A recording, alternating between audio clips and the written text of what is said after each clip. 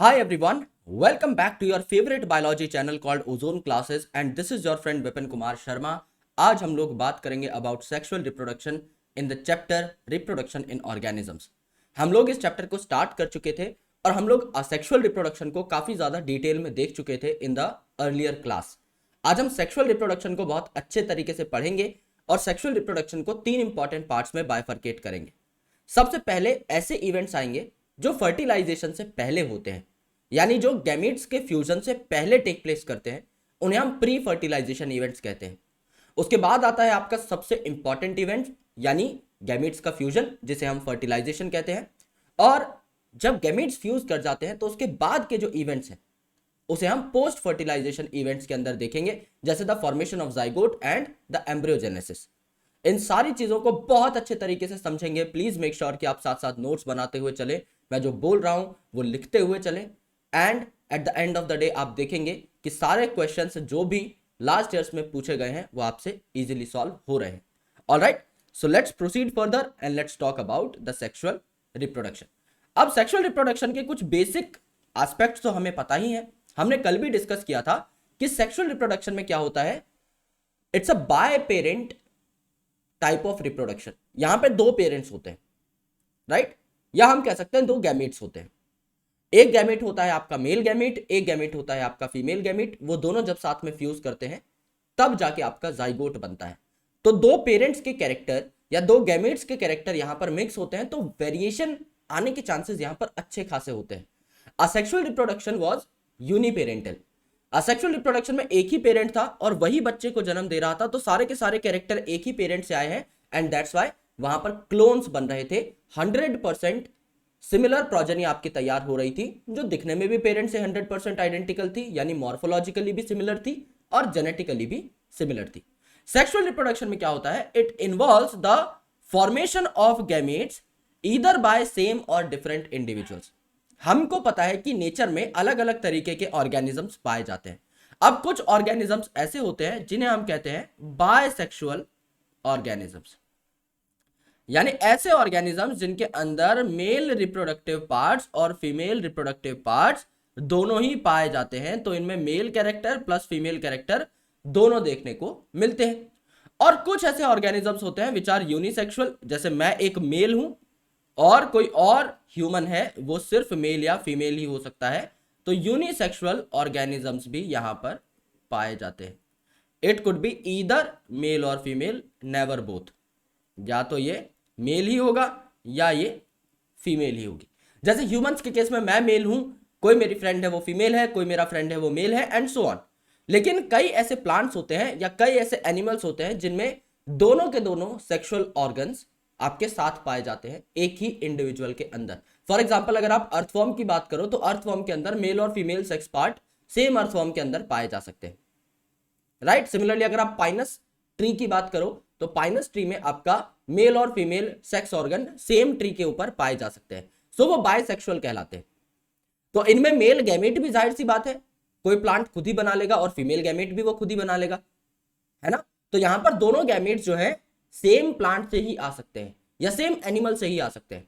लेकिन जो unisexual organisms है इनमें दो अलग अलग इंडिविजुअल्स को ये मेल और फीमेल गैमेट्स बनाने होते हैं, फिर इन दोनों को ट्रांसफर किया जाता है जिससे कि ये दोनों आसपास आए और फ्यूज हो जाए।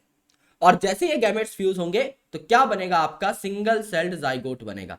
अब आपका एक जो गैमेट है ये हैप्लॉइड होता है, यानी इसमें सिंगल सेट ऑफ क्रोमोसोम आपका देखने को मिलता है। तो एक हैप्लॉइड गैमेट है मेल और एक हैप्लॉइड गैमेट है फीमेल। ये दोनों जब फ्यूज करते हैं, फर्टिलाइज करते हैं, तो एक डिप्लॉइड जाइगोट तैयार होता है। डिप्लॉइड सिंगल सेल बनता है जिसको आप क्या कहते हैं, इसको आप जाइगोट कहते हैं। ये जाइगोट अब फर्दर डेवलपमेंट शो करेगा और पूरा का पूरा नया ऑर्गेनिज्म बना लेगा। सो जो सेक्सुअल रिप्रोडक्शन होती है इट्स वेरी इलेबोरेट, क्योंकि इसके जो प्रोसेसेस है वो काफी ज्यादा कॉम्प्लेक्स है एंड बहुत ज्यादा टाइम टेकिंग भी है, बहुत ज्यादा एनर्जी टेकिंग भी है। तो आप कह सकते हो सेक्सुअल रिप्रोडक्शन काफी ज्यादा इलेबोरेट है, काफी ज्यादा डिटेल्ड प्रोसेस है, काफी कॉम्प्लेक्स है, काफी स्लो है। जबकि असेक्सुअल रिप्रोडक्शन में क्या होता है, जैसे अगर मुझे एक रोज को असेक्सुअली रिप्रोड्यूस कराना है, मैं उसकी एक डाली काटूंगा, जमीन में लगा दूंगा, थोड़ा सा पानी डालूंगा, वो रोज प्लांट बन जाएगा। लेकिन अगर मुझे उसी रोज को सेक्सुअली रिप्रोड्यूस कराना हो तो सबसे पहले उस रोज का जो फ्लावर है वो अच्छे तरीके से डेवलप होगा, उसमें मेल और फीमेल सेक्स ऑर्गन्स आएंगे, फिर मेल जो पॉलन है वो फीमेल के पास जाएगा, फिर पॉलन ट्यूब की ग्रोथ होगी, फिर मेल गैमेट फीमेल गैमेट के पास जाकर फ्यूज करेगा, फिर जाइगोट बनेगा, फिर आपका एम्ब्रियो बनेगा एंड तब जाके आपका नया प्लांट आपको देखने को मिलेगा।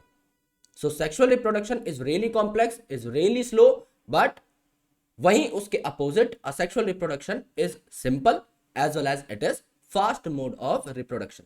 और यहां पर क्योंकि आपकी काफी सारी चीजें होती हैं तो वेरिएशंस भी आपके ज्यादा देखने को मिलते हैं, क्योंकि आपको पता है गैमीट फॉर्मेशन को हम लोग कहते हैं गैमीटोजेनेसिस, है ना। गैमीटो का मतलब गैमीट, जेनेसिस का मतलब फॉर्म होना, तो गैमीटोजेनेसिस इन्वॉल्व्स मियोसिस।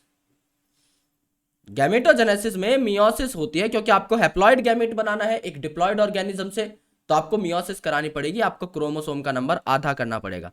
और इस मियोसिस में कुछ खास चीजें होती हैं। इस मियोसिस में खास चीजें क्या होती हैं? मियोसिस में खास चीजें होती हैं, उनका नाम है रिकम्बिनेशन एंड क्रॉसिंग ओवर। और ये जो रिकम्बिनेशन एंड क्रॉसिंग ओवर है, इस वजह से बहुत सारे नए कैरेक्टर्स आपके इंट्रोड्यूस हो जाते हैं इन द कमिंग प्रोजेनी, तो वेरिएशंस का नंबर हाई होता है। प्लस आपको पता है सेक्सुअल रिप्रोडक्शन में दो अलग अलग गैमेट्स आ रहे हैं, तो वो जब फ्यूज करेंगे तो ऑब्वियसली दोनों के कुछ अगर डिफरेंट कैरेक्टर्स होंगे तो वो भी मर्ज हो जाएंगे, इसीलिए सेक्सुअल रिप्रोडक्शन ज्यादा वेरिएशंस शो करवाता है।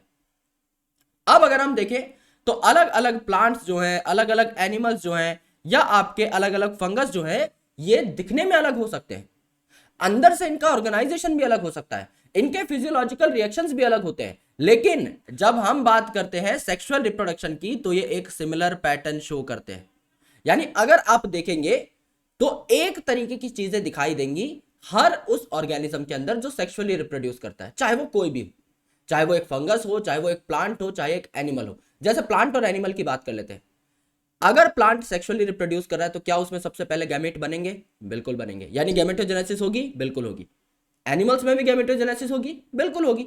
तरीका अलग हो सकता है गैमेट्स बनने का, गैमेट जो बने हैं वो भी अलग हो सकते हैं, लेकिन प्रोसेस तो सेम ही है ना, गैमेट तो बनेंगे ही बनेंगे। सिमिलरली अब गैमेट बन चुके हैं, दो गैमेट आपके पास तैयार हो चुके हैं, मेल गैमेट और फीमेल गैमेट, इनका आसपास पहुंचना बहुत जरूरी है फॉर द फ्यूजन पर्पस। तो क्या गैमेट बनने के बाद यानी गैमेटोजेनेसिस के बाद गैमेट ट्रांसफर होगा? बिल्कुल होगा, चाहे प्लांट हो चाहे एनिमल हो, गैमेट ट्रांसफर होगा ही होगा। फिर गैमेट एकदम पास पास आ जाएंगे तो क्या ये फ्यूज करेंगे और फर्टिलाइजेशन होगा? बिल्कुल होगा। क्या फर्टिलाइज करने के बाद जाइगोट बनेगा? वही तो हमें बनाना था, ऑब्वियसली बनेगा। और क्या जाइगोट बनने के बाद एम्ब्रियोनिक डेवलपमेंट होगी? बिल्कुल होगी, तभी तो नया ऑर्गेनिज्म होगा, तभी तो नया ऑर्गेनिज्म बनेगा। तो जाहिर सी बात है कि ऑर्गेनिजम्स कितने भी डिफरेंट हो सकते हैं in their structure, in their size, there could be a lot of variabilities, but when it comes to the pattern of sexual reproduction it is obviously same. ये बहुत हद तक आपको सेम पैटर्न देखने को मिलता है। अब अगर आप ऑर्गेनिजम्स की लाइफ साइकिल को भी ऑब्जर्व करोगे तो आपको अलग अलग फेजेस देखने को मिलते हैं जो कि हर ऑर्गेनिज्म के अंदर लगभग सेम ही होते हैं। पहला जो फेज आता है इसे हम कहते हैं जुवेनाइल फेज या वेजिटेटिव फेज। अब एनिमल्स के अंदर हम यूजुअली जुवेनाइल फेज नाम के इस शब्द का इस्तेमाल करते हैं, और प्लांट के अंदर vegetable are related to plants, तो वेजिटेटिव फेज का हम लोग इस्तेमाल करते हैं। यानी वो दौर जिसमें एक पर्टिकुलर ऑर्गेनिज्म रिप्रोड्यूस नहीं कर रहा है बट वो मैच्योर हो रहा है, वो रिप्रोड्यूस करने की तैयारी कर रहा है, उसे हम जुवेनाइल फेज या वेजिटेटिव फेज कहते हैं। यानी इस फेज के अंदर कोई एनिमल या कोई प्लांट रिप्रोड्यूस नहीं कर रहा है, it is just getting matured, it is just getting ready to reproduce. Reproduction phase में एंटर करने से पहले वाला जो फेज है इसे जुवेनाइल फेज कहा जाता है ना। यानी phase before reproductive phase, phase before reproductive phase where an organism gets ready and matured, right? gets ready and matured। और ये अलग अलग ड्यूरेशन का हो सकता है in different kind of organisms. कोई प्लांट है वो बहुत साल जिंदा रहता है तो उसमें हो सकता है वेजिटेटिव फेज काफी बड़ा हो, और कोई प्लांट है जिसको एक ही सीजन में अपनी लाइफ साइकिल कंप्लीट करनी है, हो सकता है उसमें वेजिटेटिव फेज कोई 2 3 4 महीने का ही हो, तो वेरिएबल ड्यूरेशन यहां पर आपको देखने को मिलती है। अब इस जुवेनाइल फेज के अंदर या वेजिटेटिव फेज के अंदर मॉर्फोलॉजिकल और फिजियोलॉजिकल चेंजेस होते हैं prior to active reproductive behaviour, यानी जब आप एक्चुअल में रिप्रोड्यूस करना स्टार्ट करते हो उससे पहले आपके बॉडी में काफी चेंजेस आते हैं, राइट। जैसे कि अगर मैं ह्यूमंस की ही बात करूं तो आपकी बॉडी जो है काफी बड़ी हो जाती है, आप मैच्योर्ड दिखना स्टार्ट करने लगते हो। उसके अलावा आपकी दाढ़ी आ जाती है, आपकी वॉइस जो है, मेल के केस में मैं बात कर रहा हूं, डीप वॉइस हो जाती है, राइट, भारी आवाज हो जाती है। और उसके अलावा अगर आप देखोगे there are a lot of physiological changes also, काफी सारे हार्मोन्स है जो आपकी बॉडी के अंदर बनने लग जाते हैं, एंड्रोजन्स का रश हो जाता है, टेस्टोस्टेरॉन बनने लग जाता है। There are a lot of thing that happens inside your body that makes you reproductively matured. And similarly females के अंदर भी काफी सारे ऐसे इवेंट्स होते हैं जो कि उन्हें रिप्रोडक्टिवली मैच्योर्ड दर्शाते हैं और उन्हें एक इंडिकेशन देते हैं that now you are ready for reproductive events. जैसे कि the breast modifies, the hips gets broad, उसके अलावा जो वजाइनल रीजन है वहां पर आपके प्यूबिक हेयर्स की डेवलपमेंट और ग्रोथ बहुत ज्यादा रॉबस्ट हो जाती है। और हमारे केस में भी जो मेन रीजन होता है रिप्रोडक्टिव रीजन, वहां पर आपको हेयर ग्रोथ या फॉलिकुलर ग्रोथ काफी ज्यादा देखने को मिलती है। इसके अलावा बॉडी पर और भी जगह काफी सारे हेयर्स आने लग जाते हैं, जैसे आर्मपिट पे आप देखोगे बहुत सारे हेयर्स उस टाइम पे डेवलप होना स्टार्ट हो जाते हैं, चेस्ट हेयर्स उस टाइम पर डेवलप होना स्टार्ट हो जाते हैं। There are a lot of things that indicates, aggression आ जाती है मेल के अंदर, जो कि आपको बताते हैं कि भाई आप तैयार हो चुके हो फॉर रिप्रोडक्शन। फिर रिप्रोडक्टिव फेज है जहां पर एक पर्टिकुलर एनिमल या प्लांट है, इट रिप्रोड्यूसेस, और इसके बाद काफी लंबे टाइम तक रिप्रोडक्शन करने के बाद या काफी लंबे टाइम तक रिप्रोडक्टिवली एक्टिव रहने के बाद सेनेसेंट फेज आ जाता है, यानी आपका प्लांट या एनिमल क्या हो जाते हैं, ओल्ड हो जाते हैं। सेनेसेंट मतलब डेथ से पहले का फेज, कि अब एक इंसान या अब एक जानवर या अब एक प्लांट इतना बूढ़ा हो चुका है कि अब उसका अगला जो पड़ाव है वो सिर्फ डेथ है। तो काफी सारे हार्मोन्स होते हैं जो मीडिएट करते हैं ट्रांजिशन बिटवीन दीज 3 फेजेस, यानी आपका जुवेनाइल फेज से रिप्रोडक्टिव फेज में ले जाने का काम और रिप्रोडक्टिव फेज से सेनेसेंट फेज में ले जाने का काम आपका कौन करते हैं, डिफरेंट तरीके के हार्मोन्स करते हैं। And some environmental factors also plays very important roles, and some environmental factors also play very important roles. So आपके हार्मोन्स कैसे हैं और आपके आसपास का एनवायरनमेंट कैसा है, ये दोनों चीजें मिलकर डिफाइन करेंगी कि आपके ये जो फेजेस हैं, जुवेनाइल फेज, रिप्रोडक्टिव फेज और सेनेसेंट फेज, इनमें ट्रांजिशन कैसा होने वाला है। अब देखो प्लांट अलग अलग तरीके के हो सकते हैं। सबसे पहले अगर आप देखें तो एक प्लांट हो सकता है एनुअल। एनुअल का मतलब होता है एक साल, यानी एक ग्रोइंग सीजन में ये अपनी लाइफ साइकिल को कंप्लीट कर देंगे, यानी एक सीजन में सारे के सारे फेजेस दिखा देंगे। उसी में वेजिटेटिव फेज भी आ जाएगा। वेजिटेटिव फेज मतलब इनिशियली आपकी पत्तियां जो है मैच्योर कर रही हैं, है ना, आपकी जो स्टेम है वो थोड़ी थोड़ी बड़ी हो रही है, दैट इज वेजिटेटिव फेज। जैसे ही फूल आता है उस टाइम पर हमें पता लग जाएगा कि रिप्रोडक्टिव फेज आ गया है, क्योंकि फ्लावरिंग प्लांट्स के केस में रिप्रोडक्टिव ऑर्गन्स कहां पाए जाएंगे, फ्लावर के ऊपर। तो फ्लावर आएगा तभी आप बोल पाओगे कि रिप्रोडक्टिव फेज आ चुका है, बिना फ्लावर के तो सेक्सुअल रिप्रोडक्शन हो ही नहीं पाएगी। इन केस ऑफ एंजियोस्पर्म्स तो जाहिर सी बात है हम लोग ये बोलेंगे कि जब आपका फ्लावर आ चुका है इसका मतलब रिप्रोडक्टिव फेज में एक पर्टिकुलर प्लांट एंटर कर चुका है। Sorry, alright. इसके अलावा दूसरे तरीके के जो प्लांट्स हैं ये कहलाते हैं बाइनियल प्लांट्स या by annual plants. By annual मतलब ये 2 ग्रोइंग सीजन में अपने रिप्रोडक्टिव साइकिल को कंप्लीट करते हैं, अपनी लाइफ साइकिल को, कंप्लीट लाइफ साइकिल को कंप्लीट करते हैं, राइट। तो इनमें एक सीजन में यूजुअली प्लांट वेजिटेटिवली ग्रो करता है और दूसरे सीजन में वो रिप्रोड्यूस कर लेता है। और उसके बाद आते हैं पेरिनियल प्लांट्स, यानी ऐसे प्लांट्स जो कई साल तक सर्वाइव करते हैं और यहां पर ये कई साल रहने की वजह से मल्टीपल टाइम्स आपका रिप्रोडक्शन शो करते हैं। जैसे अगर आप एक आम के पेड़ की बात करो तो वो हर साल आपको फ्रूट देता है ना। तो वहां पे एक इनिशियल वेजिटेटिव ग्रोथ आई थी, उसके बाद वो आपका रिप्रोडक्शन करने लग गया, यानी आपको फ्रूट्स देने लग गया। उसके बाद जब फ्रूट का सीजन नहीं रहेगा तब नॉर्मली वो पेड़ खड़ा रहेगा, फिर उसके बाद आपको फ्रूट दे देगा, फिर नॉर्मली खड़ा रहेगा, फिर आपको फ्रूट दे देगा, एंड सो ऑन। इस हिसाब से साइकिल चलती रहती है। राइट। सो अगर आप एनुअल और बाइनियल प्लांट्स की बात करें तो आपको क्लियर कट वेजिटेटिव और रिप्रोडक्टिव और सेनेसेंट फेजेस दिखाई देते हैं। समझ लो यार, मैंने खुद एक फसल उगाई और 1 साल के लिए फसल रहती है, या एक ग्रोइंग सीजन के लिए 6 महीने 7 महीने 8 महीने फसल रहती है। जब मैंने सीड डाला उस टाइम से वेजिटेटिव फेज स्टार्ट हो गया, छोटे छोटे मेरे को पौधे दिखाई देना स्टार्ट हो गए, वेजिटेटिव फेज चल रहा है। फिर पौधे थोड़े से बड़े हुए और उसके ऊपर जब मुझे पहला फूल दिखाई दिया, मुझे पता लग गया भाई रिप्रोडक्टिव फेज चालू हो चुका है।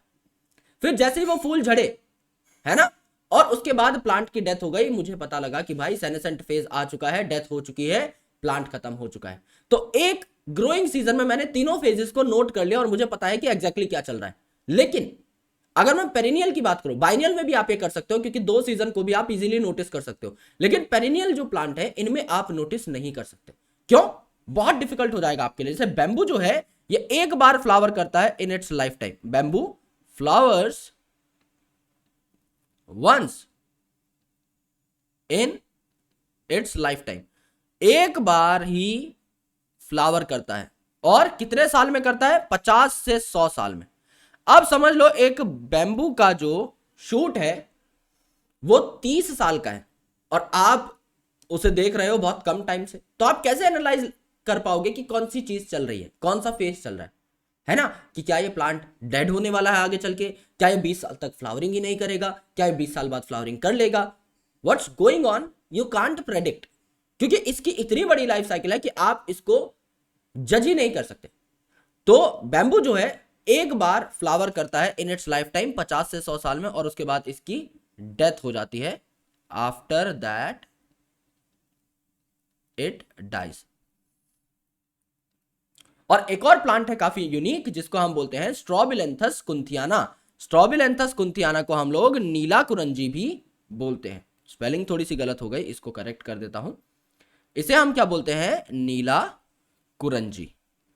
नीला कुरंजी क्यों कहा जाता है? क्योंकि यहां पर एक वर्ड आ रहा है कॉल्ड नीला, यानी कि ये आपके किस कलर के फ्लावर्स होते हैं? स्ट्रॉबिलेंथस कुंथियाना के नीले कलर के होते हैं, यानी ब्लू कलर के फ्लावर्स होते हैं, इसीलिए इसे नीला कुरंजी बोला गया। ऑलराइट, अब ये जो स्ट्रॉबिलेंथस कुंथियाना है ये एक बार फ्लावर करता है इन एवरी 12 ईयर्स। राइट, 12 साल में एक बार फ्लावरिंग करेगा। फ्लावर वंस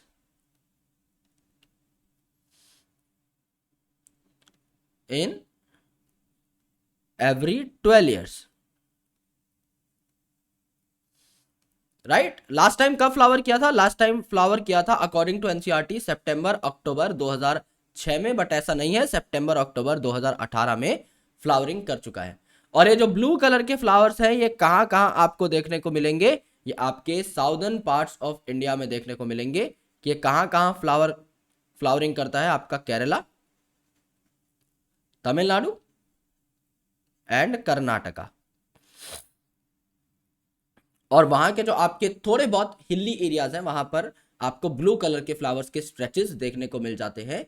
नीला कुरंजी जो है इसे कहा जाता है। तो इसमें भी आप जो है बढ़िया तरीके से नहीं बता पाओगे कि कौन सा फेज एक्चुअल में चल रहा है। So it becomes really important for us to analyse कि कौन सा प्लांट किस फेज के अंदर है, तभी हम उसको अच्छे तरीके से समझ पाएंगे।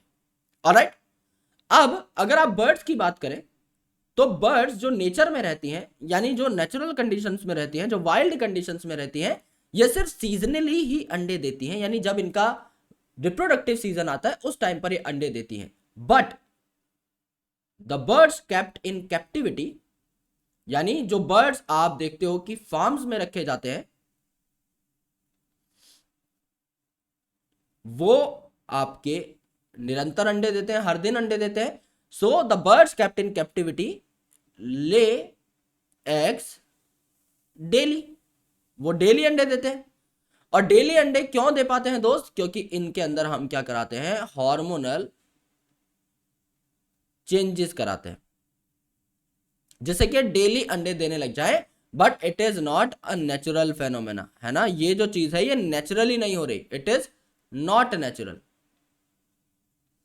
ये वो अपनी मर्जी से नहीं कर रहे हैं, इट इज कमर्शियल एक्सप्लॉयटेशन। भाई अगर 3 महीने में एक अंडा आएगा तो मालिक क्या कमाएगा, है ना, तो उसने एक्सप्लॉयट कर लिया है आपके बर्ड को, और उसने कुछ ऐसे चेंजेस करा दिए हैं बर्ड्स के अंदर कि वो डेली बेसिस पे अंडे दें, जिससे कि अंडे की ईल्ड अच्छी खासी हो, अंडे का नंबर अच्छा खासा हो, और जो आपका फार्म ओनर है वो अच्छा खासा कमा सके. So this is not the natural phenomena that basically a bird goes through to lay eggs.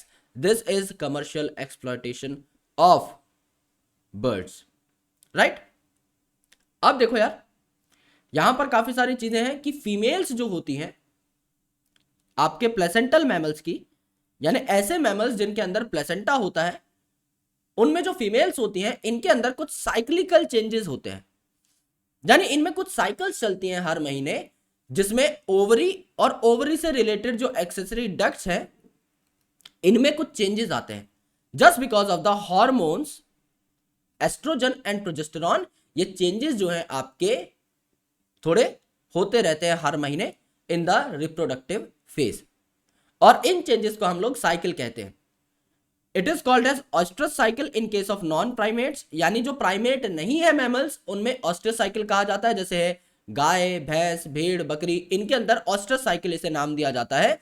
और हमारे अंदर यानी प्राइमेट्स के अंदर, ह्यूमंस के अंदर, मंकी के अंदर, एप्स के अंदर, यानी प्राइमेट्स के अंदर इसे मेंस्ट्रुअल साइकिल कहा जाता है.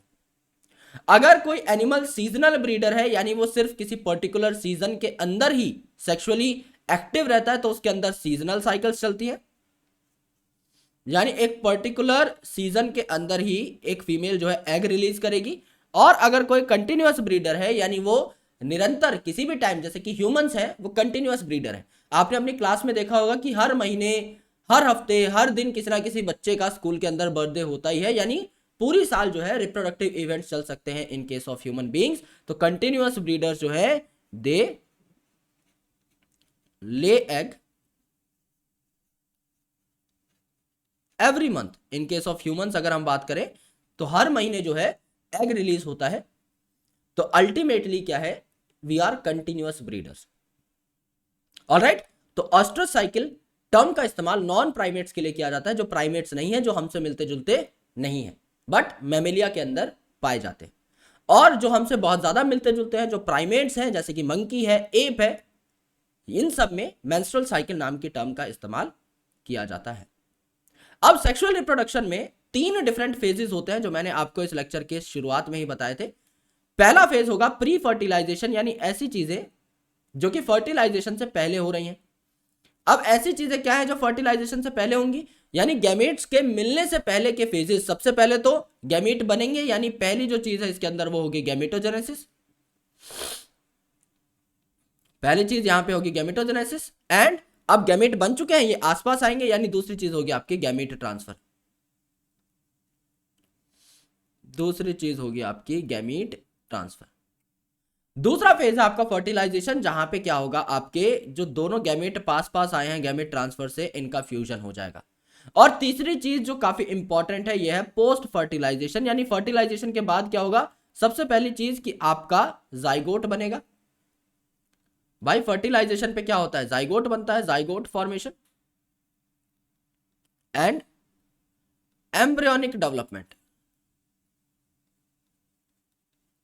एंड आपका एम्ब्रियो डेवलप करेगा.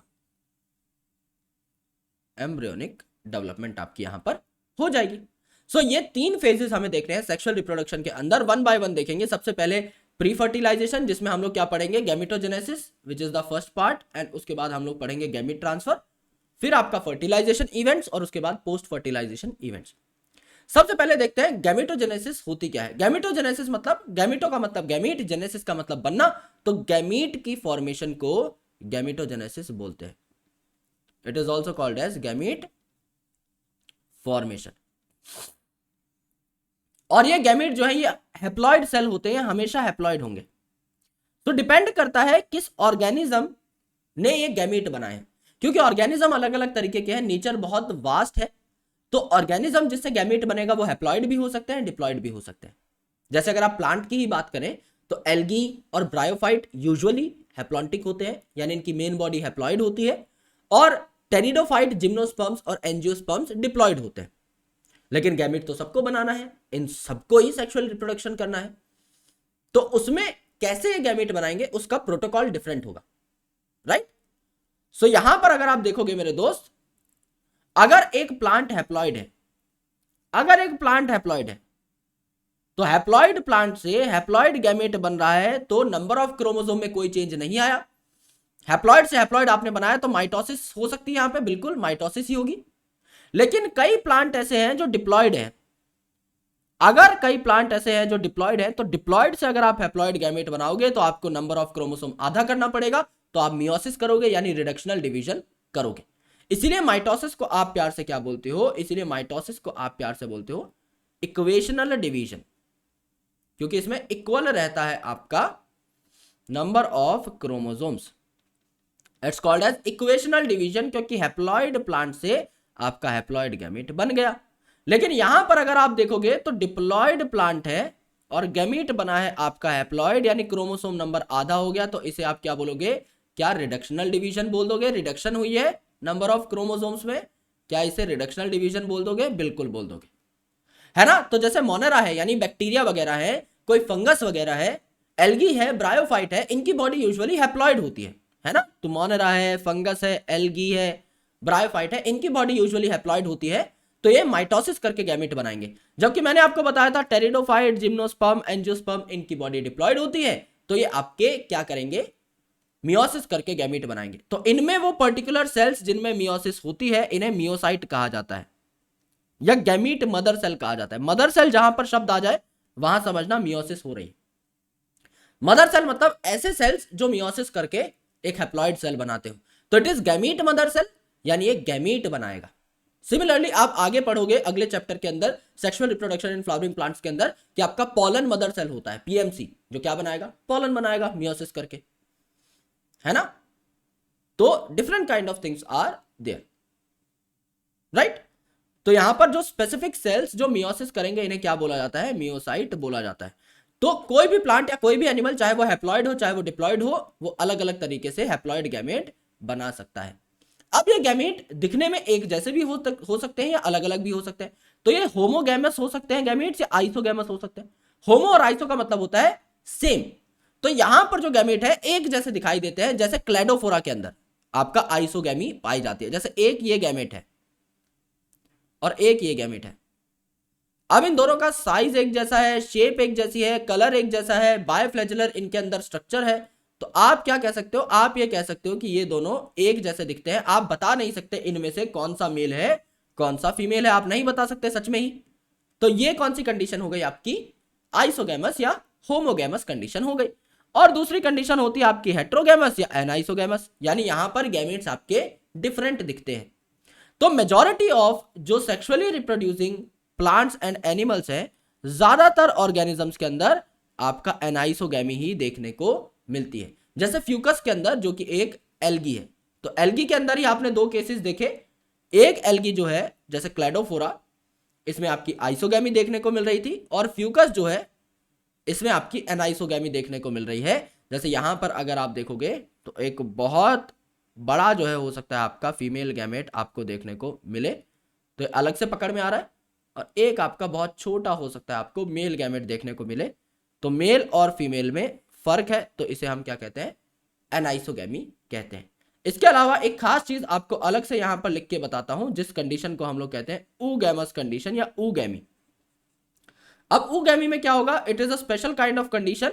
यहां पर क्या होता है, यहां पर जो फीमेल गैमेट है इसमें साफ साफ लिख दिया गया है कि फीमेल गैमेट लार्ज होगा और नॉन मोटाइल होगा, यानी ये चल नहीं सकता होगा, लार्ज होगा, ये सिर्फ फूड मटेरियल को रिजर्व करेगा, स्टोर करेगा। और मेल जो है ये आपका स्मॉल होगा, साइज में छोटा होगा, और ये आपका मोटाइल होगा, ये आपका भाग सकता होगा।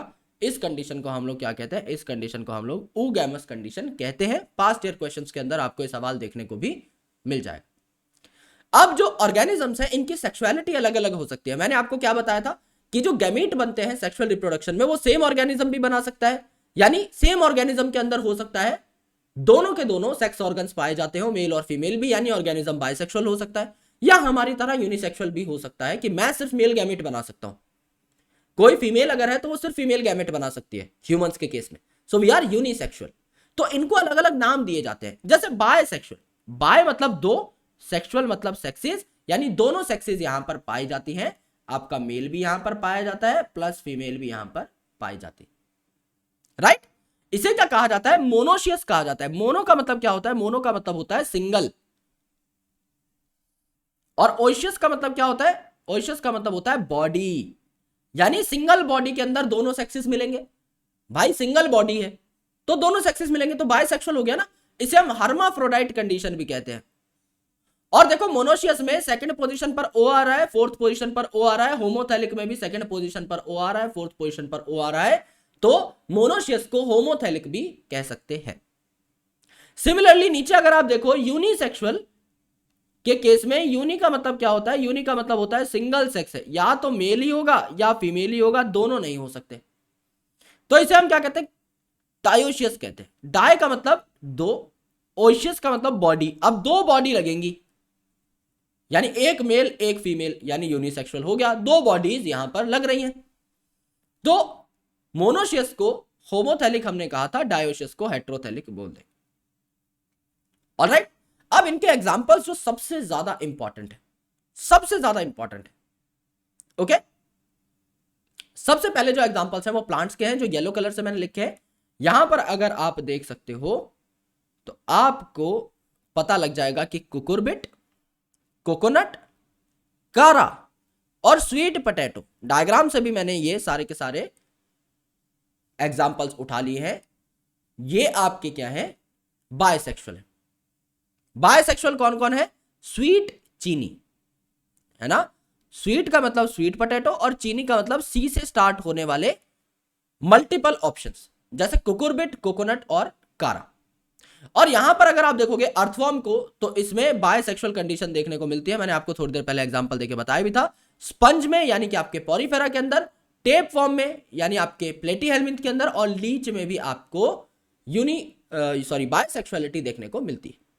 अगर आप बात करें यूनिसेक्सुअलिटी की, तो यूनिसेक्सुअलिटी आपको कहां देखने को मिलेगी? यूनिसेक्सुअलिटी आपको देखने को मिलेगी पापा ने मारा, है ना, पापा ने मारा। अब मारा का मतलब क्या है? मारा का मतलब मार्केंशिया, मारा का मतलब मार्केंशिया। और पापा का मतलब क्या है? Pa for papaya and pa for date palm, है ना। तो पापा ने मारा, तो यहां पे पीए का मतलब है पपाया, पीए का मतलब डेट पाम का पीए है, और मारा का मतलब क्या है? मार्केंशिया है ना। तो पापा ने मारा आपका क्या हो जाएगा? यूनिसेक्सुअलिटी के एग्जांपल्स हो जाएंगे। और कॉकरोच जो आप डिटेल में पढ़ोगे वहां आपको पता लग जाएगा कि मेल कॉकरोच और फीमेल कॉकरोच अलग अलग होते हैं, तो ये आपको याद करने की जरूरत नहीं है। एनिमल किंगडम पढ़ोगे, एनिमल आपको सारे याद हो जाएंगे। प्लांट आप याद करना चाहो तो कर सकते हो, है ना। उसमें से भी कुछ आपके एनसीईआरटी के अंदर डिटेल में दिए हुए हैं, जैसे मार्केंशिया के बारे में आप पढ़ते हो, इसका डायग्राम भी देखते हो, कारा के बारे में आप पढ़ते हो, है ना। तो बाकी सारी चीजें आप याद कर लो, ये कारा, मार्केंशिया और cockroach, earthworm, sponge, tapeworm, leech, ये छोड़ना चाहो तो छोड़ सकते हो। ये आपको ऑटोमेटिकली जब आप डिटेल में पढ़ोगे एनिमल किंगडम, प्लांट किंगडम, तो साथ साथ ही याद होते चले जाएंगे, कोई भी बहुत बड़ी बात इनमें नहीं है, राइट। अब देखो यार, यहां पर एनसीईआरटी के अंदर एक टेबल दिया हुआ है जहां पर कहा हुआ है कि मियोसाइट जो है, मियोसाइट मतलब गैमीट मदर सेल, है ना, जो गैमीट बनाएगा, इसमें कितने क्रोमोसोम है और गैमीट में कितने होने चाहिए। तो गैमीट में जस्ट आधा कर देंगे हम लोग। तो ह्यूमंस में जैसे 46 यानी 23 पेयर ऑफ क्रोमोसोम है, तो 23 आपके हो गए गैमीट के अंदर। यहां 12 है तो यहां आधा कर दो, कितने हो जाएंगे? 6। यहां 21 है तो इसका डबल कर दो, 42। यहां 78 है तो इसका आधा कर दो, जो भी होता है ना, 39 होता है। अब यहां 19 है तो इसका डबल कर दो, 38 होता है। 8 का आधा कर दो, 4 होता है। 630 का डबल कर दो, 1260 होता है। 34 का आधा कर दो, यहां पर कितना होता है? 17 होता है। 12 का दुगना कर दो, यहां पर 24 होता है। 20 का आधा कर दो, यहां पर 10 होता है। 24 का डबल कर दो, यहां पर 48 होता है। 380 का आधा कर दो, यहां पर 190 होता है। और 8 का डबल कर दो, यहां पर कितना हो जाएगा? 16 हो जाएगा। सबसे बड़ी बात यह है कि इनमें से अब याद क्या क्या करना है। ये तो बहुत सारा डेटा हो गया, इनमें से याद क्या क्या करें। ह्यूमन बींग्स का तो आपको बाय डिफॉल्ट याद होना ही चाहिए कि हमारे अंदर 23 पेयर ऑफ क्रोमोसोम्स होते हैं in a diploid cell. House fly का आप याद कर सकते हो, रैट का आप याद कर सकते हो, डॉग का याद करने की जरूरत नहीं है, कैट का याद करने की जरूरत नहीं है, फ्रूट फ्लाई का याद करना पड़ेगा। ऑफियोग्लॉसम का पूछा जा सकता है क्योंकि बहुत बड़ा नंबर है, इतने क्रोमोसोम बहुत ही कम ऑर्गेनिजम्स में 1000 से ज्यादा क्रोमोसोम देखने को मिलते हैं एक सेल में। ऑफियोग्लोसम में 1260 क्रोमोसोम है, which is a very high number. Apple जो है इसका छोड़ दो, राइस का छोड़ दो, मेज का छोड़ दो, पोटैटो का छोड़ दो, बटरफ्लाई का याद कर सकते हो, जिससे आपको यह भी पता लगेगा कि जरूरी नहीं साइज मैटर करता हो।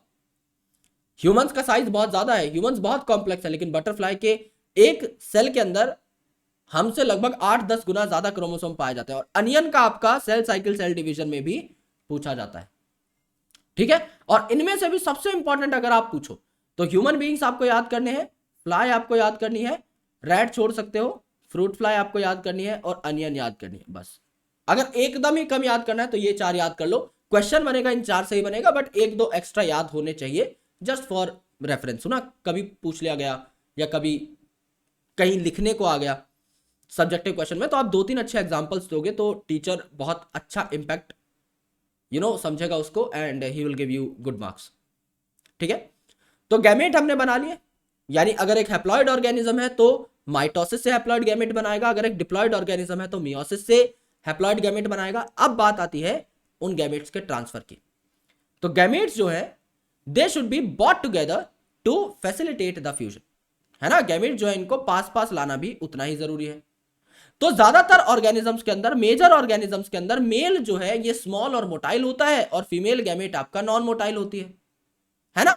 लेकिन कुछ ऐसे केसेस है, कुछ फंगस के केसेस है, कुछ एल्गी के केसेस है, जहां आपने देखा जैसे एल्गी के केसेस में आपने अभी आइसोगैमस कंडीशन देखी थी क्लेडोफोरा में, वहां पे दोनों गैमेट्स मोटाइल थे। मैंने दोनों गैमेट्स में क्या बनाए थे, आपके फ्लैजेला बनाए थे।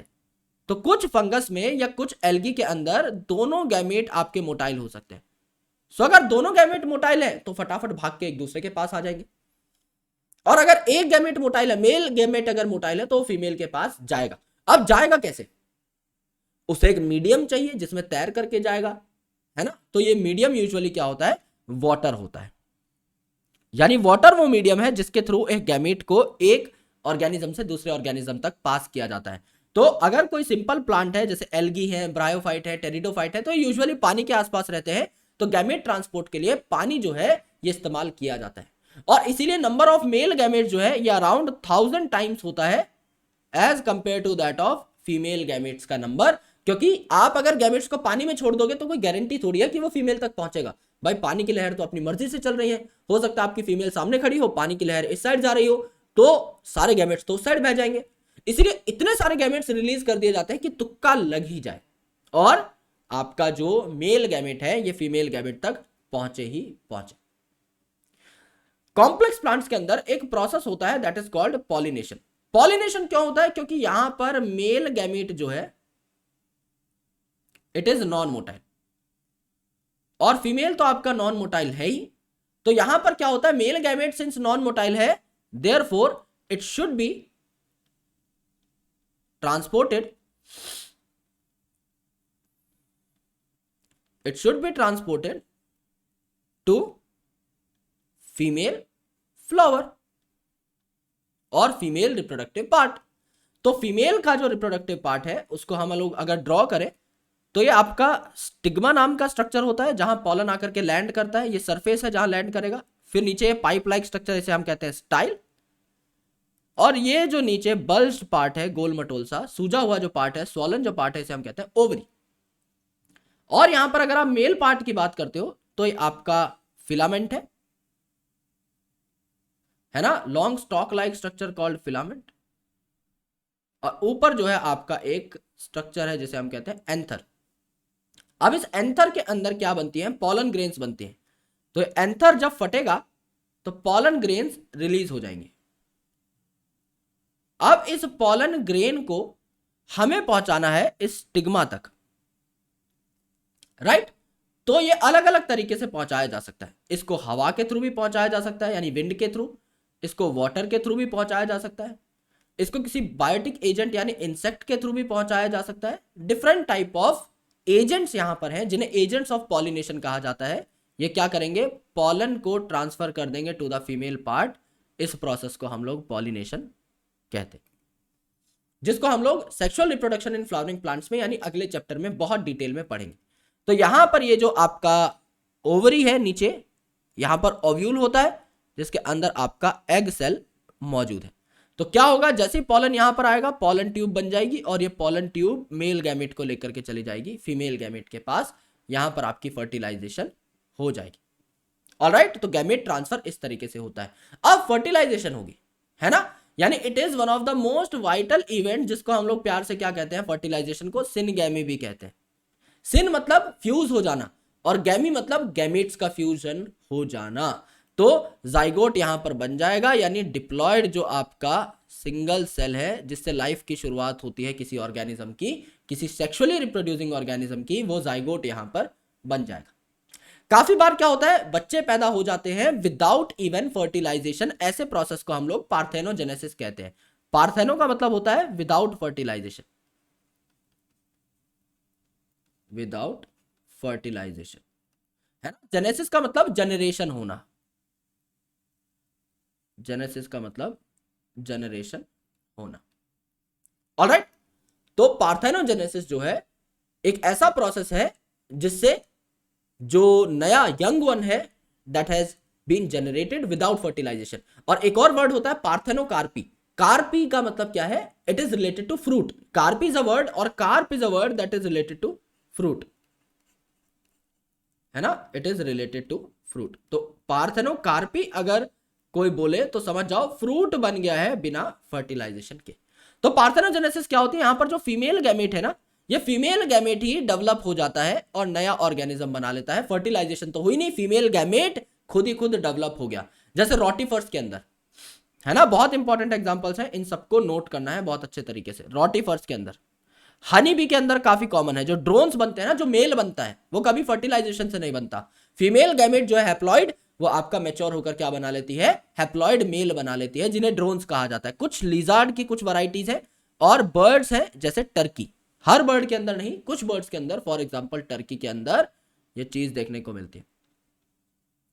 तो टर्की है, रोटीफर्स है, हनी बीज है, कुछ लिजार्ड की वैरायटीज है जिनके अंदर पार्थेनोजेनेसिस होती है, राइट।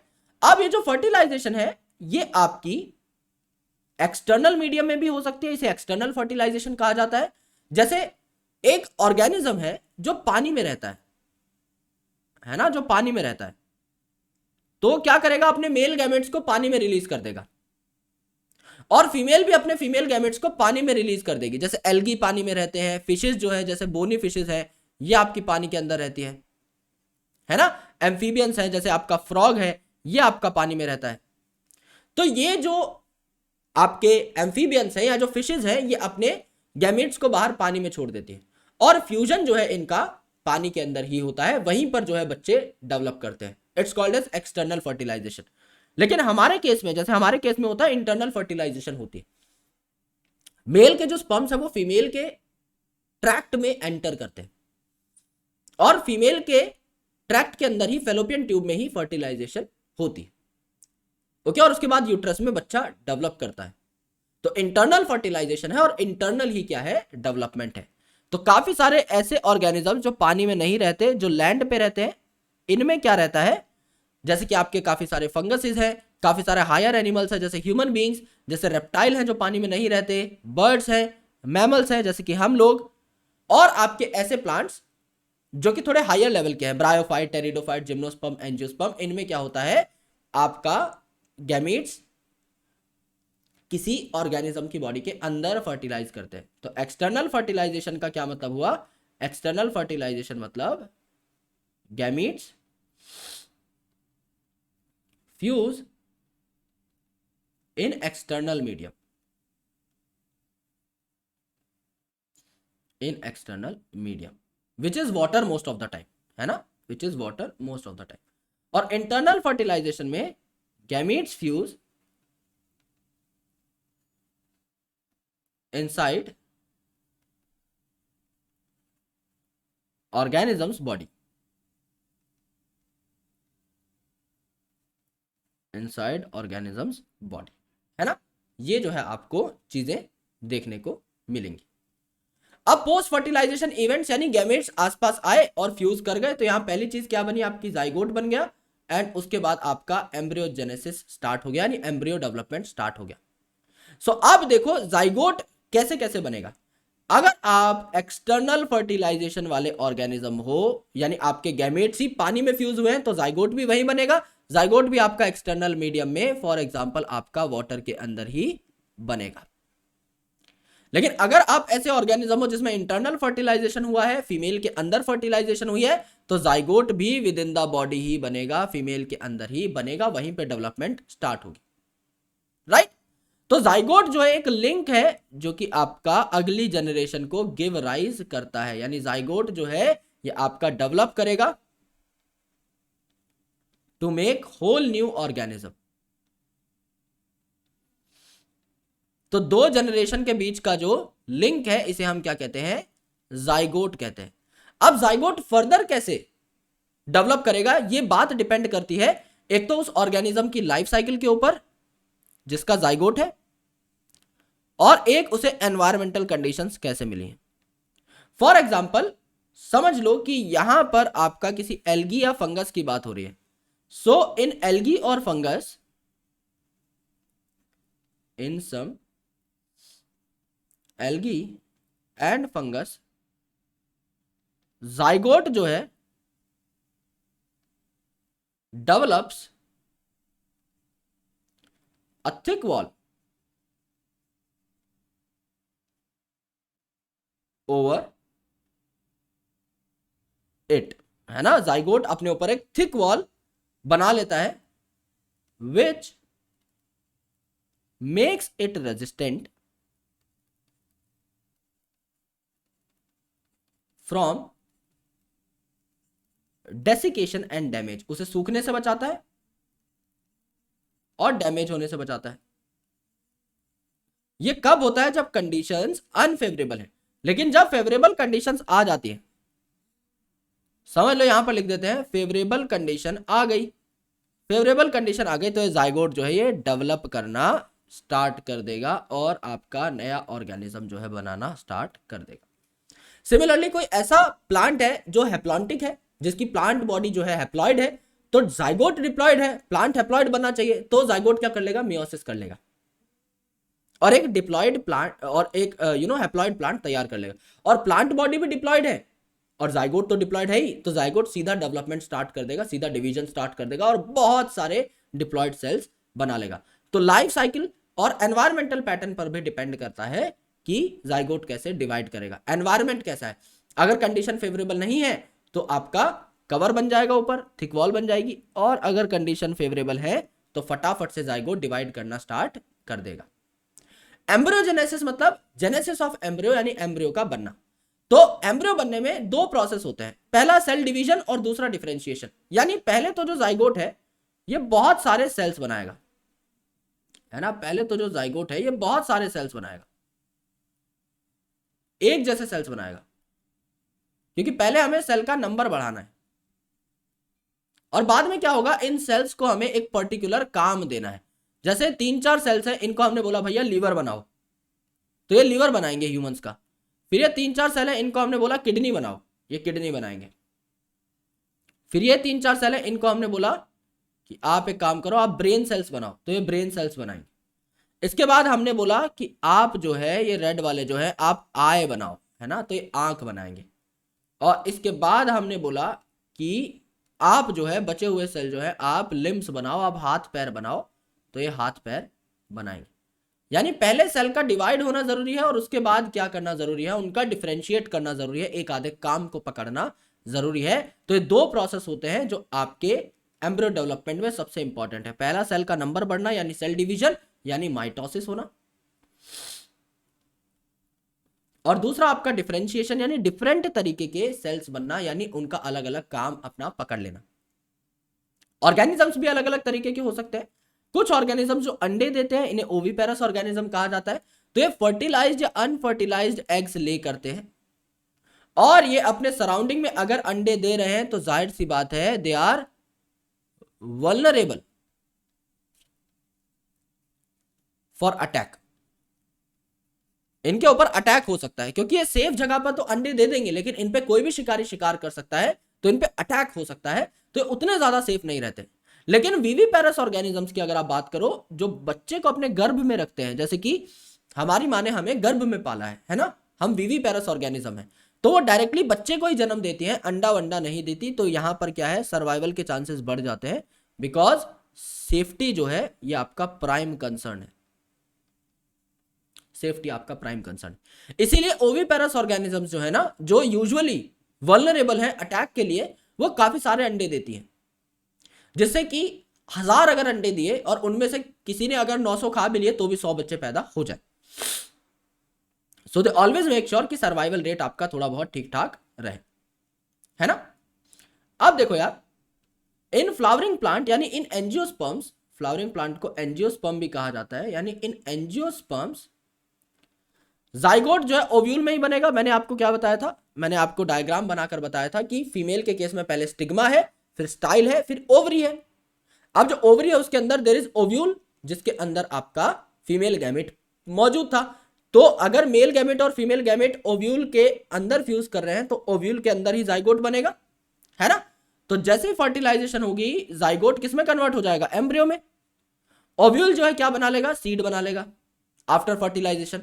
इसीलिए सीड को क्या बोला जाता है, मैच्योर्ड ओव्यूल बोला जाता है। फ्रूट किससे बनता है, ओवरी जो है आपकी मैच्योर होकर फ्रूट बना लेगी, और वॉल जो है ओवरी की क्या बना लेगी, पेरिकार्प। कार्प मैंने आपको बताया था is a word related to fruit, तो ये पेरिकार्प तैयार कर लेगी। इस तरीके से यहां देखो अंदर की साइड आपका सीड है, यहां आपके छोटे छोटे सीड प्रेजेंट है, और इन सीड्स के चारों ओर ये जो कवर है, ये जो मेन कवर है, इसे क्या बोला गया, पेरिकार्प। यहां पर देखो सीड आपका यहां पर मौजूद है, कवर क्या है आपका, पेरिकार्प। तो सीड है, उसके ऊपर फ्रूट होगा, तो ये आपका फ्रूट है, और उसके ऊपर आपका कवर है ना। सीड, फ्रूट, फिर पेरिकार्प। जैसे ये सीड है, ये जो आपको डिजाइन दिख रहा है ये फ्रूट है, और इसके ऊपर ये जो कवर है दैट इज पेरिकार्प। यहां पर सीड है, ये आपको फिर क्या दिखाई दे रहा है, पेरिकार्प दिखाई दे रहा है। पॉड का जो कवर है that is called your pericarp. Alright, अब बात करते हैं कुछ सवाल जवाब की जो कि पेपर में पूछे गए हैं। In some plants female gamete develop into embryo without fertilization, क्या बोलोगे, पार्थेनोजेनेसिस, ना कि पार्थेनोकार्पी। मैं पहले ही डिफरेंस क्लियर कर चुका था। कार्पी मतलब production of fruit without fertilisation, यहां पर आपका क्या तैयार हो रहा है, ऑर्गेनिज्म तैयार हो रहा है ना। Alright, which of the following flowers only once in their life time, कौन था, बैम्बू। 50 से 100 साल में एक बार फ्लावर करता है, फिर आपका इसकी डेथ हो जाती है। Which one of the following generates new genetic combination leading to variation, variation किससे आती है, वेजिटेटिव रिप्रोडक्शन, असेक्सुअल है, पार्थेनोजेनेसिस नहीं, आपका सेक्सुअल रिप्रोडक्शन। क्योंकि पार्थेनोजेनेसिस में एक ही तो गैमेट है ना, फीमेल गैमेट ही आपका डेवलप हो रहा है ना। और न्यूसिलर पॉलीएम्ब्रियोनी, है ना, या पॉलीएम्ब्रियोनी सेकंड चैप्टर में पढ़ोगे तब आपको समझ में आएगा। यहां पर क्या होता है, मल्टीपल एम्ब्रियोज बन जाते हैं। जब न्यूसिलर सेल्स होते हैं, एक पर्टिकुलर स्ट्रक्चर है आपका यहां पे ओव्यूल का, इसको सराउंड करने वाले न्यूसिलर सेल अंदर घुसने लग जाते हैं एम्ब्रियो सैक के अंदर, और मल्टीपल एम्ब्रियोज आपके तैयार हो जाते हैं। लेकिन सेक्सुअल रिप्रोडक्शन में हमें आंसर मिल तो गया, हमें पता है सेक्सुअल रिप्रोडक्शन से ज्यादा वेरिएशन और कौन ही दे सकता है हमें, कोई नहीं। तो sexual reproduction is the correct answer. Alright, match the column 1 and column 2, ठीक है। पिस्टिल फ्यूज टुगेदर, पिस्टिल को कार्पल भी कहा जाता है, और फ्यूज हो रखे हैं तो सिन कार्पस, जैसे सिन गैमेट ऐसे सिन कार्पस। तो ए का 3 आ गया, ए का 3 एक में ही है, बात खत्म हो जाती है। फिर भी देख लेते हैं fusion, okay, formation of gamete है, सॉरी इट्स कॉल्ड गैमेटोजेनेसिस, तो क्या हो गया, बी का 1 हो गया, ठीक है, ये भी करेक्ट है। फिर हाइफे ऑफ हायर एस्कोमाइसिटीज, या पढ़ेंगे फंगस के अंदर। एस्कोमाइसिटीज डाइकैरियोटिक होता है, वहां पर 2 न्यूक्लियस होते हैं, कई देर तक न्यूक्लियस फ्यूज नहीं करते, तो n+n की स्टेज पाई जाती है, तो C का 4 पाया जाएगा, बिल्कुल ठीक है। और यूनिसेक्सुअल फीमेल फ्लावर्स आपके फीमेल है, यानी उसमें पिस्टिल या कार्पल है, तो इसे पिस्टिलेट कहा जाएगा। डी आपका करेक्ट आंसर हो जाता है विदाउट एनी डाउट। इसमें सिर्फ एक आधी स्टेटमेंट ही है जो इस चैप्टर की थी, तो एक क्वेश्चन हम और चैप्टर्स के अंदर भी देखेंगे। Flowers are unisexual in, okay, जब आप प्लांट हार्मोन्स के बारे में पढ़ेंगे तो आपको फीमेल फ्लावर्स ऑफ कुकुम्बर के बारे में पढ़ने को मिलेगा। तो मेल और फीमेल जो है कुकुम्बर के फ्लावर्स अलग अलग होते हैं, तो they are unisexual. Product of sexual reproduction generally generates, यानी सेक्सुअल रिप्रोडक्शन से बनने वाला प्रोडक्ट क्या जनरेट करेगा, new genetic combination leading to variation, एकदम सही बात है यार, वेरिएशन तो आएंगे सेक्सुअल रिप्रोडक्शन से। Large biomass, longer viability of seed, prolong dormancy, variation से बड़ा कुछ नहीं है, बात खत्म हो जाती है। Meiosis takes place in, meiosis जिन सेल्स में होता है उन्हें क्या कहा जा रहा था, मियोसाइट कहा जा रहा था या मदर सेल्स कहा जा रहा था। विच one of the following is monoecious, monoecious मतलब सिंगल बॉडी यानी बायसेक्सुअल ऑर्गेनिज्म के बारे में पूछा है, तो बायसेक्सुअल कौन सा है यहां पर, ओके यूनिसेक्सुअल है, पापा ने मारा यानी मार्केंशिया जो है ये भी आपका यूनिसेक्सुअल है, यहां पे साइकस देखोगे it is also unisexual, plant kingdom का रेफरेंस यहां पे लिया हुआ है, तो पाइनस आपका बस बायसेक्सुअल है यहां पर, ओके तो प्लांट किंगडम का एक क्वेश्चन ज्यादा है बट यहां पर हमने कर लिया, तो आपको दो चीजें ऐड करनी है, साइकस को यूनिसेक्सुअल में ऐड कर लेना है ना, और पाइनस को बायसेक्सुअल में ऐड कर लेना अभी की अभी साथ साथ। विच of the following plant is monoecious, दोबारा वही क्वेश्चन आ गया और सेम तरीके के ही आपके ऑप्शन भी हैं, देखो 2009 में भी सेम क्वेश्चन आया, 2010 में भी, रिपीटिशन इस लेवल की है कि नेक्स्ट ईयर ही सेम आपके अगर देखोगे तो डेट पाम की जगह बस पपाया कर दिया, बाकी सारी चीजें एकदम सेम है। Why is vivipary an undesirable character for annual crop plants, यानी ऐसा क्रॉप प्लांट जो एक सीजन में ग्रो करके मर जाता है उसमें विविपेरी क्यों अनडिजायरेबल कैरेक्टर है। विविपेरी मतलब जैसे हम बच्चे को गर्भ में रखते हैं ना, विविपेरस है, ऐसे ही सीड को प्लांट में स्टोर करके रखना लंबे टाइम तक इज कॉल्ड विविपेरी। लेकिन एनुअल क्रॉप जो है वो तो एक सीजन बाद मर जाएगा, तो स्टोर करके फायदा ही क्या, जब प्लांट ही मर गया तो अंदर सीड स्टोर करके करोगे क्या, तो देख लो it reduces vigour of plant, नहीं it adversely affect the fertility of plant, seed exhibit longer dormancy, seed cannot be stored under normal condition for next season, एक सीजन में तो प्लांट खत्म ही हो गया क्योंकि वो एनुअल प्लांट है, तो नेक्स्ट सीजन के लिए कोई स्टोर नहीं कर पाएगा, आंसर हो जाएगा डी। इन oogamy फर्टिलाइजेशन इन्वॉल्व्स, oogamous का मैंने आपको अलग से लिख के बताया था केस, स्मॉल कौन होगा यहां पर, फीमेल नहीं होगा मेल होगा स्मॉल, लार्ज नॉन मोटाइल तो होगी फीमेल और स्मॉल मोटाइल होगा मेल, बात खत्म, ये आपका आंसर मिल गया। The process of series of changes of larva into adult, larva का अडल्ट में कन्वर्ट होना क्या कहलाता है, मेटामॉर्फोसिस कहलाता है, जैसे फ्रॉग वगैरह में होता है, टेडपोल लार्वा आपका फ्रॉग में कन्वर्ट होता है, it's called as metamorphosis. The oestrus cycle is characteristic of, oestrus cycle किन में देखने को मिलता है, ऐसे मैमल्स में जो कि नॉन प्राइमेट्स है, सो ह्यूमन फीमेल्स ओनली, नहीं हमारे अंदर मेंस्ट्रुअल साइकिल है not oestrus cycle, mammalian females other than primates यानी नॉन प्राइमेट्स की बात हो रही है, बात ठीक है, ह्यूमन मेल्स ओनली, मेन में नहीं होता मेल में नहीं होता, बाकी दोनों बातें ऑटोमेटिकली डिक्लाइन हो जाती हैं, बी वाला ही आपका करेक्ट स्टेटमेंट है। The sexual reproduction is absent in, sexual reproduction किसमें एब्सेंट होगा, स्पायरोगायरा हो सकता है, यूलोथ्रिक्स हो सकता है, नोस्टॉक आपका साइनोफाइसी का मेंबर है, ये आपका बैक्टीरिया के अंदर आता है, तो इसमें यूजुअली सेक्सुअल रिप्रोडक्शन नहीं होता है, दो में डिवाइड करके या अलग अलग तरीके होते हैं, यहाँ पे अलग अलग तरीके के सेल्स होते हैं, वेजिटेटिव सेल भी होते हैं, आपके अकाइनिट्स भी होते हैं, उनके थ्रू रिप्रोड्यूस करता है, बट सेक्सुअल रिप्रोडक्शन ऐसे हार्डकोर सेक्सुअल रिप्रोडक्शन नहीं बोल सकते। Parthenogenesis is development of embryo without fertilisation, एकदम सही बात है, development of fruit without fertilisation गलत बात है, development of fruit without hormones गलत बात है, development of embryo from egg without fertilisation, यानी एग यानी फीमेल गैमेट से बनना, तो ए भी ठीक है डी भी ठीक है, लेकिन ज्यादा ठीक डी है मेरे भाई, क्योंकि यहां पर ऊपर गैमेट के बारे में नहीं बताया है ना कि कौन से गैमेट से बनता है, लेकिन नीचे बता रखा है कि फीमेल गैमेट से बन रहा है, so it's a very good question, दिमाग हिला देने वाला क्वेश्चन है, जो पढ़ के गया होगा वही कर पाएगा। सो गाइज एक बर्थडे केक के प्राइस में आपको मिल रही है पूरी साल की बायोलॉजी courses.brillix.io, जो कि हमारी वेबसाइट है, इसके ऊपर जाकर के जरूर ज्वाइन करें इन बैचेस को if you want to join. 11th class के 12th क्लास के ड्रॉपर स्टूडेंट्स के बैचेस जो है लॉन्च हो चुके हैं, केमिस्ट्री फिजिक्स भी एक दो दिन के अंदर आपकी लाइव हो जाएगी, वो कोर्सेज भी तैयार हो रहे हैं, तो आप उन्हें भी अवेल कर सकते हैं फॉर नीट 2023। और मुझे आप अलग अलग जगह पर फॉलो कर सकते हैं, जैसे टेलीग्राम पे ज्वाइन कर लीजिए फॉर नोट्स, इंस्टाग्राम पर फॉलो कर लीजिए, ब्रिलिक्स एप्लीकेशन पर फॉलो कर लीजिए। आज का आपका ये होमवर्क है कि मैंने आज आपको इस लेक्चर के अंदर जो भी पढ़ाया है उसके नोट्स आप बनाएंगे और उसकी पीडीएफ बनाकर आप ब्रिलिक्स ऐप के ऊपर अपलोड करेंगे। Alright, thank you so much for watching this video up. ये चैप्टर आपका हो जाता है खत्म, 2 दिन के अंदर एक चैप्टर हमने खत्म कर दिया। अगला जो चैप्टर है उसमें लगभग 5 हेडिंग्स के आसपास है, तो 1 हफ्ते के अंदर वो भी खत्म हो जाएगा। और 11th क्लास जो है वहां पर भी आपका पैरेलल एक अच्छा खासा चैप्टर चल रहा है, द लिविंग वर्ल्ड, जो कि 2 और लेक्चर्स के अंदर समाप्त हो जाएगा। उसके बाद हम लोग बायोलॉजिकल क्लासिफिकेशन की तरफ बढ़ेंगे। All right guys, thank you so much, bye bye, take care, lots of love, जय हिंद। मिलता हूं आपसे अगले सेशन के अंदर, तब तक के लिए शुक्रिया, पढ़ाई करते रहिए, थैंक यू।